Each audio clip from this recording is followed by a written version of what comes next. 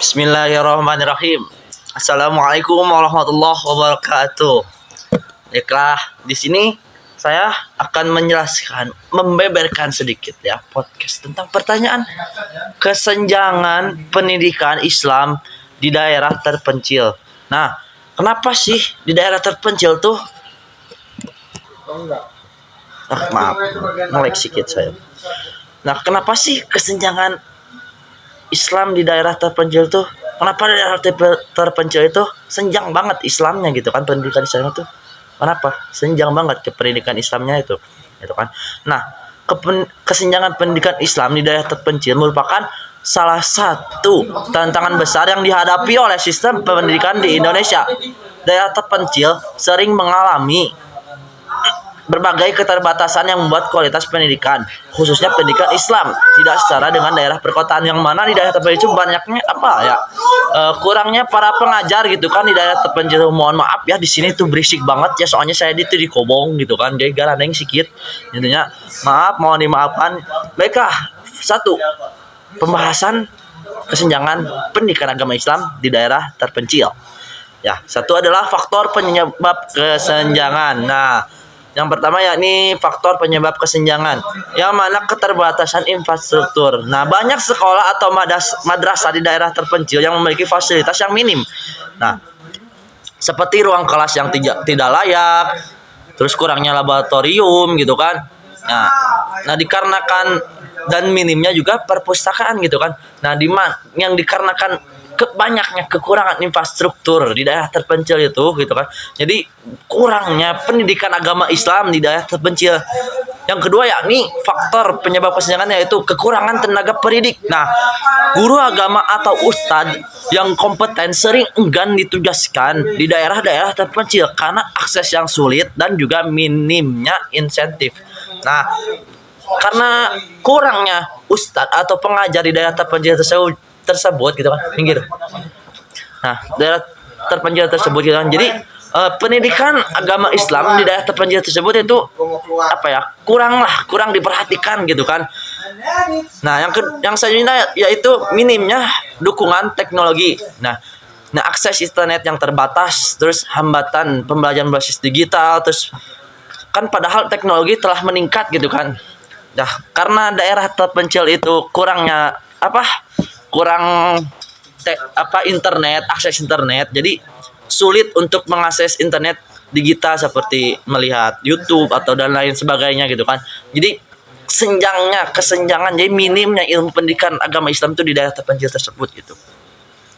Selanjutnya adalah faktor sosial dan ekonomi, yang mana banyak keluarga di daerah terpencil tersebut lebih fokus pada pekerjaan untuk mencukupi kehidupan sehari-hari, sehingga pendidikan agama Islam menjadi kurang prioritas gitu kan.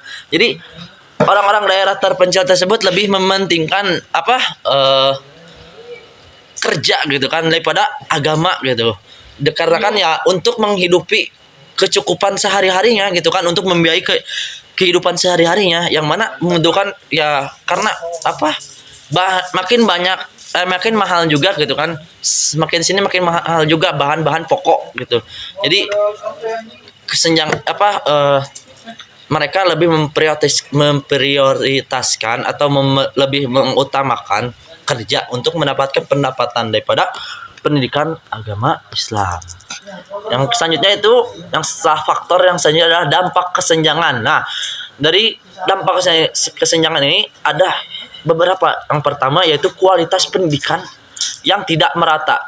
Nah, lulusan daerah terpencil seringkali memiliki kemampuan akademik dan keagamaan yang lebih rendah gitu kan dibandingkan daerah lain. Jadi daerah-daerah terpencil itu memiliki lulusan-lulusan yang kurang lah ilmunya gitu kan dalam pendidikan agama Islam. Jadi banyak dari mereka itu untuk lebih mendalami pendidikan agama Islam itu gitu kan, mereka mencari daerah-daerah yang memiliki orang tokoh agama yang memiliki pendidikan Islam yang lebih tinggi gitu kan. Tapi tidak semua daerah terpencil itu lulusannya itu memiliki pendidikan yang kurang gitu kan dalam agama Islam. Banyak orang-orang yang memiliki ilmu yang lebih banyak, tapi lebih baik tinggal di daerah terpencil seperti itu. Jadi selanjutnya adalah kurangnya pemahaman Islam secara komprehensif. Nah, jadi minimnya akses terhadap guru berkualitas dan sumber belajar membuat pemahaman Islam gitu kan, Islam anak-anak di daerah terpencil menjadi kurang mendalam gitu kan. Jadi anak-anak yang di daerah terpencil itu kurang dalam memahami pendidikan agama Islam, kurang memahami agama Islam, kurang memahami fikih dan lain sebagainya gitu kan, seperti tajwid, fikih dan lain-lain gitu kan. Padahal itu ilmu-ilmu yang cukup penting, apalagi ilmu tajwid itu dalam pelajaran membaca Al-Quran gitu kan, dan juga ilmu fikih gitu kan, tata cara ibadah gitu kan. Selanjutnya itu kesulitan melanjutkan pendidikan. Nah, karena rendahnya kualitas pendidikan dasar, anak-anak di daerah terpencil sering mengalami kesulitan melanjutkan pendidikan ke jenjang yang lebih tinggi. Jadi banyaknya anak-anak yang lulusan daerah terpencil itu langsung melakukan pekerjaan yang mana untuk mencukupi kehidupan sehari-hari seperti tadi yang telah dijelaskan. Nah, selanjutnya adalah solusi untuk mengatasi kesenjangan. Nah, peningkatan infrastruktur pendidikan pemerintah dan lembaga sosial perlu pembangunan fasilitas pendidikan yang layak di daerah terpencil, termasuk madrasah dan juga pesantren. Nah, alhamdulillah itu sekarang tuh banyak di daerah-daerah ya walaupun tidak dalam gitu kan, banyak daerah-daerah terpencil itu dibangun madrasah dan juga pondok pesantren gitu kan. Dan selanjutnya adalah setelah solusi mengatasinya, yakni peran pemerintah dan lembaga swasta, yang mana pemerintah harus membuat kebijakan yang mendukung pendidikan Islam di daerah terpencil, seperti bantuan dana khusus dan pengadaan buku-buku Islam. Yang mana selain itu lembaga swasta termasuk NGO dapat berperan melalui program pendidikan berbasis masyarakat dan donasi fasilitas belajar. Nah, peran pemerintah itu harus aktif dalam menyalurkan dana kepada daerah yang membutuhkan pendidikan agama Islam.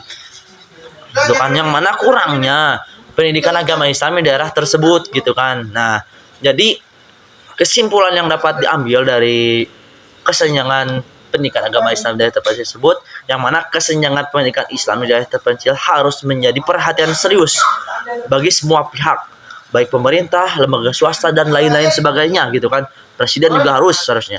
Dengan sinergi antara pemerintah, masyarakat dan lembaga pendidikan. Nah, kan diharapkan anak-anak di daerah terpencil mendapatkan gitu kan hak yang sama untuk memahami dan mengamalkan ajaran Islam secara menyeluruh gitu kan.